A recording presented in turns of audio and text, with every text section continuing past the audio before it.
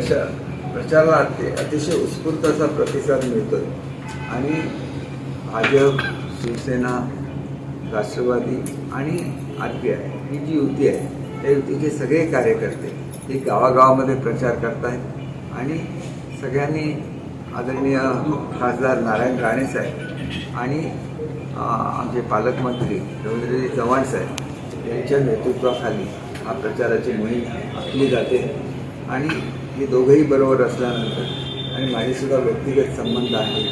फक्त मी खूपच माझ्यावर जबाबदारी असल्यामुळे यायला मला खूप जास्त वेळ मिळत नाही. माझी खूप इच्छा असते की सातारा मतदारसंघात यावं. त्या दृष्टीने सुद्धा मी आमच्या वरिष्ठांना विशेषतः मुख्यमंत्री महोदयांना विनंती केली की आपलं सरकार तर येणारच आहे, पण जर काही जबाबदारी द्यायची झाली तर मग ती कोकणाच्या संबंधितल्या डिपार्टमेंटची द्यावी, जेणेकरून मला कोकणाचं सेवा करता येईल. म्हणजे त्याच्याचबरोबर माझ्या मतदारसंघामध्ये सातत्याने मला येतं आणि माझे घरोघरी संबंध आहे.